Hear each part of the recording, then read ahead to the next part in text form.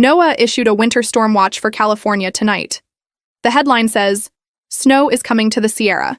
What it doesn't say, snow levels will crash below highway elevation by Wednesday. The same storm track closed I-80 10 days ago. Here's what the official bulletins buried. This isn't one story. It's 3 stories running at the same time, and the public warning covers only one. First, a Pacific storm is pushing toward Northern California tonight. The NWS Weather Prediction Center confirmed it Sunday afternoon. Snow starts above 7,000 feet. Then the levels drop. By Wednesday, Donner Pass, the critical I-80 crossing at 7,227 feet, sits inside the heaviest snow band. Second, while California braces for snow, the Storm Prediction Center has issued a critical fire weather risk for northeast New Mexico, southeast Colorado, and the Oklahoma and Texas panhandles. Humidity in those zones drops to between 10 and 25%. Gusty postfrontal winds, drought-stressed land. Third, more than 56% of the country is currently in drought. 1 system, 3 crises, 1 warning bulletin. But here's where it gets strange. Let's run the timeline of exactly what's happening. The Pacific low is currently sitting off the coast. Right now, it is pulling a plume of enhanced moisture ahead of it toward Northern California. That moisture arrives at the surface as rain. Snow levels sit near 7,000 feet as it enters. That means I-80's Donner Pass gets rain tonight, not snow. If you're watching the warning and you drive that road, you might think it doesn't apply to you. That calculation changes on Tuesday night. The NWS Weather Prediction Center's Sunday forecast, issued April 19th at 4:23 p.m. Eastern, describes what comes next. As the core of the upper low moves inland, cold air drops with it. Snow levels crash to below pass and lake levels. Those are WPC's own words from their forecast discussion. Donner Pass, Echo Summit on Highway 50, Carson Pass on Highway 88. All of them flip from rain to heavy snow within hours. WPC has pushed the probability of at least 12 inches at the Central Sierra's highest terrain above 70% for a single 24-hour window ending Wednesday. That is not a light spring dusting. Now here's the number that matters. 10 days ago, April 11 through April 13th, the previous system followed this same storm track. NWS Sacramento documented 2 to 5 feet of snow above 6,000 feet. Crest winds hit 90 miles per hour. I-80 over Donner Pass closed in both directions. Caltrans sealed eastbound traffic at Applegate and westbound traffic at the Nevada state line. Hundreds of drivers were stranded on the mountain for hours. When both directions close, there is no detour. There is no way across the northern Sierra. And the incoming storm is following the same track. Now flip the map to the south-central United States. Watch what happens next. The Storm Prediction Center, NOAA's severe weather arm, issued a critical risk designation today for northeastern New Mexico, southeastern Colorado, southwestern Kansas, and the Oklahoma and Texas panhandles. Level 2 out of 3. Post-frontal northwest winds are driving across this corridor right now. Relative humidity values are dropping to between 10 and 25% in the most exposed areas. That is bone dry. Fuels across this zone are drought-stressed, following one of the driest winters on record for the southern plains. Wind gusts in southeastern New Mexico and along the Edwards Plateau are expected to reach 30 to 40 miles per hour this afternoon.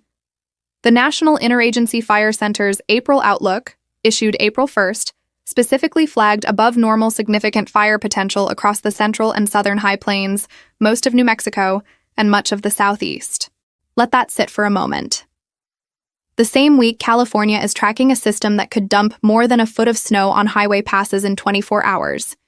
The southern high plains are at critical fire weather risk. The southeast is at elevated fire weather risk. 2 NOAA agencies. 2 entirely different emergencies. 1 warning headline. Let's make this specific. City by city, highway by highway.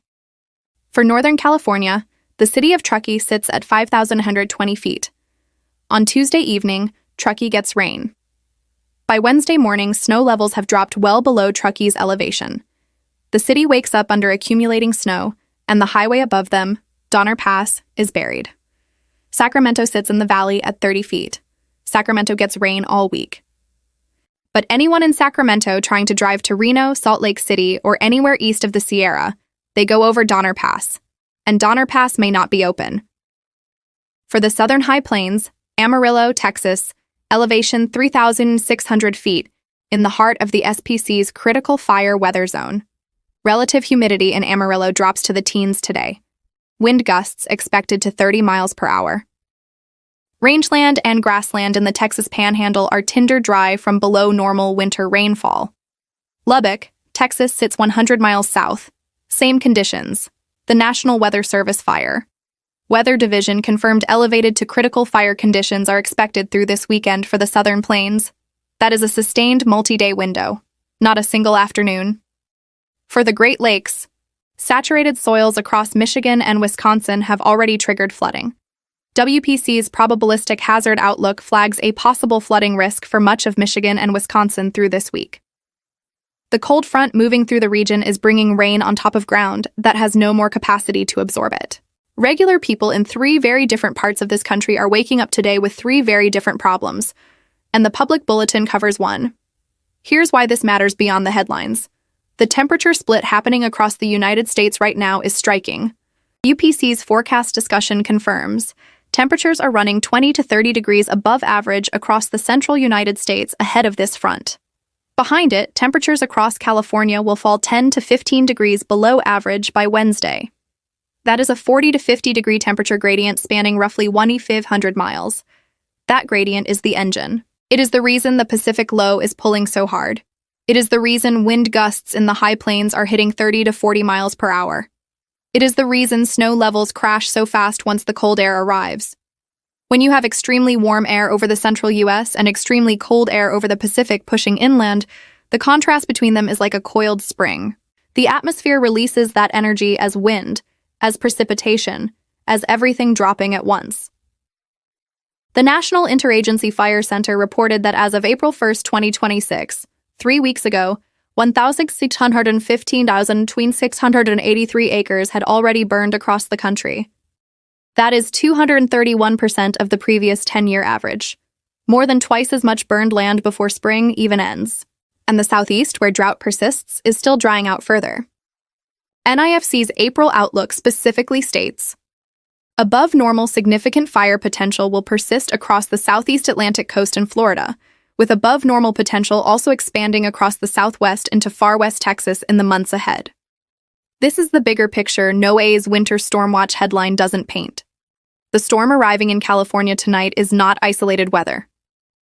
It is part of an atmospheric pattern that has simultaneously produced extreme warmth, extreme drought, extreme fire risk, and now an extreme late-season snow event, all at the same time. Some researchers describe these simultaneous extremes as a fingerprint of a more energetically loaded atmosphere, one where the contrast between cold and warm air masses has grown more pronounced. Whether or not you accept that framing, the data is not in dispute. The conditions are happening, and that number, 231% of average acreage burned, is one you won't see in a winter storm watch bulletin. Here is NOAA's official outlook through Wednesday, April 22nd. The NWS Weather Prediction Center's probabilistic winter storm discussion, issued Sunday, April 19th, maintains greater than 70% probability of 12 or more inches at the Central Sierra's highest terrain for the 24-hour period ending at noon Wednesday. 3 developments to watch. First, snow level timing on Tuesday night. The transition from rain to snow at pass elevation happens fast once the upper low's cold core arrives. Watch for NWS Reno and NWS Sacramento to upgrade from winter storm watch to winter storm warning as that transition nears. That upgrade is when chain controls become mandatory and potential closures move from possible to probable. Second, SPC fire weather risk extension. The critical risk for the southern high plains is active today. If drought conditions persist and the frontal boundary stalls over Texas and Oklahoma instead of pushing through cleanly, the fire weather window extends. Watch for any SPC upgrade from critical to particularly dangerous situation status.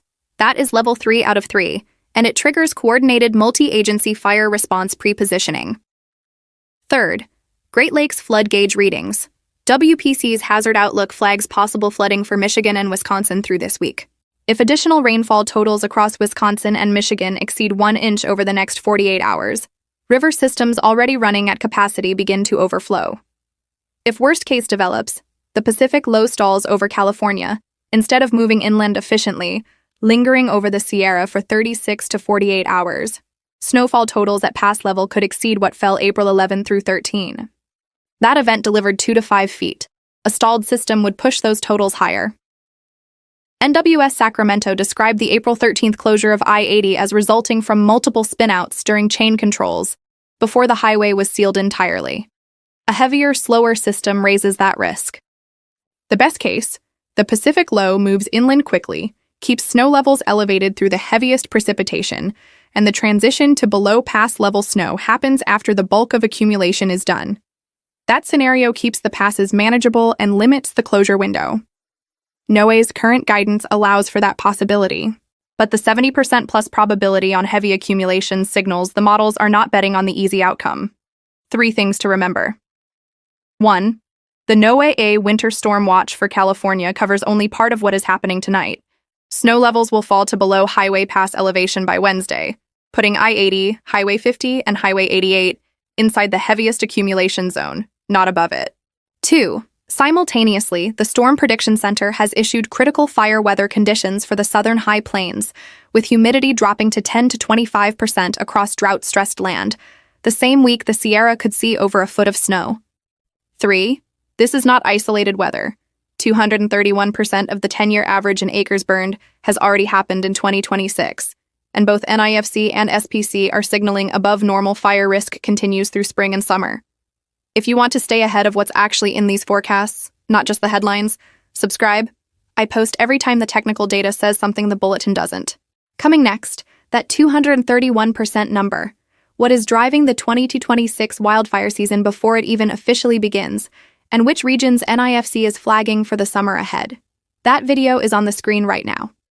If the fire side of today's story caught your attention, that one goes deeper. Stay safe. Day.